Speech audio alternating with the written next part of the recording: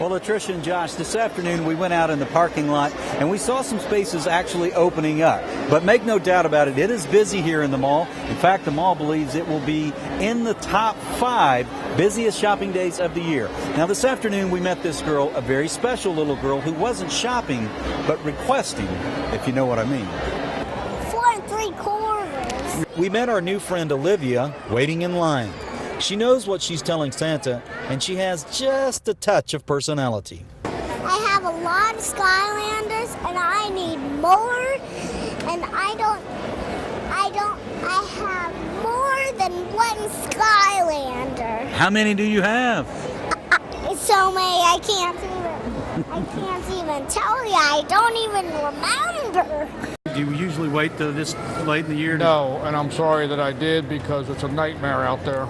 You know, at this hour, with the clock ticking down, it can be a contact sport. But you have to learn the ins and outs of shopping to have no personal fouls.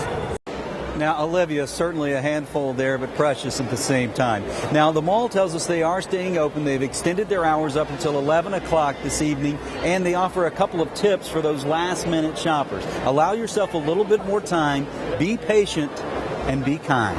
Streaming live from Hamilton Place Mall, I'm John Madewell for News Channel 9. Now back to you guys. And I'm John Madewell. Josh Rowe has the night off. Well, as you know, it's still cold outside and getting colder. Chief Meteorologist David Glenn joins us now with a look at how low those temperatures are expected to go. David? Sure, good advice. And they're also more likely to be exposed to the elements. Now, bundling and covering up those parts, crucial. Still, for the next 48 hours or so, we're still in that deep freeze. One favor to ask of you, can you keep that polar vortex away from us? Yeah. Eventually it'll go away, and every now and then a chunk of that kind of breaks down and moves our way. You know, car sales are moving at a brisk pace. November was the best month in more than 6 years. And Auburn and Florida State meet tonight in college football's championship game. Now, can Auburn knock off the Noles to claim the SEC's 8th straight BCS title? Or will FSU's Heisman-winning quarterback Jameis Winston get the win and an undefeated season? Florida State's favored by 8.5 points, but Auburn has been on a roll of late. Kickoff from Pasadena is tonight at 8:30. You can catch the action on ESPN. Well, that's all the time we have for News Channel 9 at 5:30. The Tigers tear through another banner in a magical season. A season of firsts. The first time to win 10 or more and the first time to win a playoff game. So where does the story go from here? Ringgold turned out big to see the Tigers, but speed and big plays struck hard and struck fast.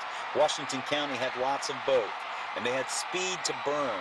Melvin Hill streaks down the sideline to start a barrage of points. Next, A.J. Gray connects over the middle to D.J. Sanders. Quickly, it's 15-0 in the first.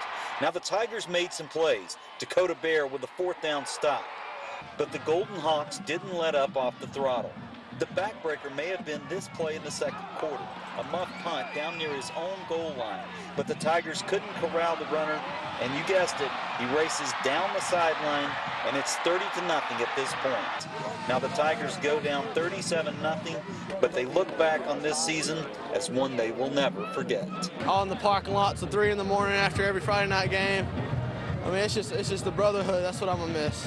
That's what we'll all miss. We didn't expect to come out here and take a loss, but we made a great run for this thing. We made history for our city and for our school, and that's right now. That's what we're holding our heads up for that right now. These kids have really stepped up, and you know they played a pretty good football team tonight that'll play well next week. So I'm really proud of our kids, what they've done.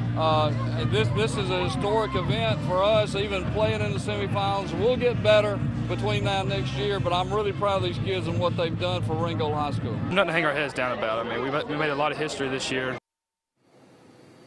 Now, in the end, Coach Aiken says it came down to the fact that Washington County simply made too many big yardage plays. But as you heard from our story there, the Tigers are not going to hang their heads from this defeat. Instead, they will look back at the season they had, one that took them to the Final Four in their classification, and also an 11-3 record. Reporting live from Sandersville, I'm John Madewell for News Channel 9 Sports.